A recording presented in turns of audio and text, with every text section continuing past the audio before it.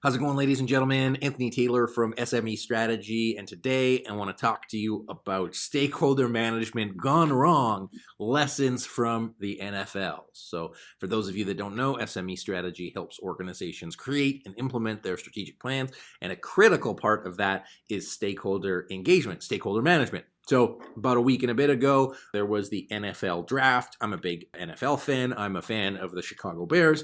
And this week, I want to give two examples of when teams drafted new quarterbacks and the sort of lessons learned from when it was done well and when it wasn't done well.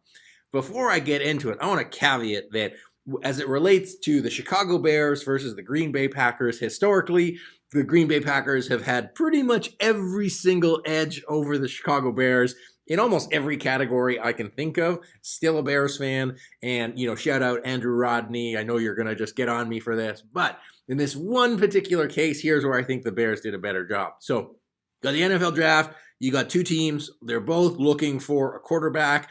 Green Bay has Aaron Rodgers, great quarterback. Chicago has Andy Dalton right now as their quarterback, and the difference between the approaches of how they engage with their existing quarterbacks is the lesson I want you to take from this. Ryan Pace was going to draft a quarterback, called the existing quarterback and said, this is still your job, you're number one guy, and we're going to draft this young guy for the future of the franchise. Makes tons of sense. Green Bay didn't talk to Aaron Rodgers, didn't consult Aaron Rodgers about the future, and now Aaron Rodgers wants to fire the general manager, and he's going to threaten to retire, and he's throwing a tantrum, and all of that stuff, causing a bunch of drama.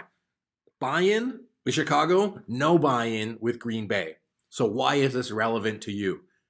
Sometimes you're going to want to make decisions without consulting your stakeholders, and it doesn't actually change often the decision that you're going to make. It's just going to change how easy it is to move that change forward.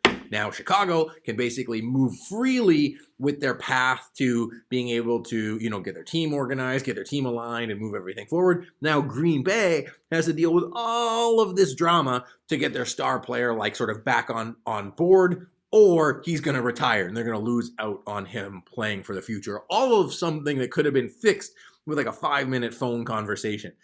And it's all about how to frame that communication. So as you are leading stakeholder engagement, as you are leading stakeholder management, be sure to consult with your stakeholders.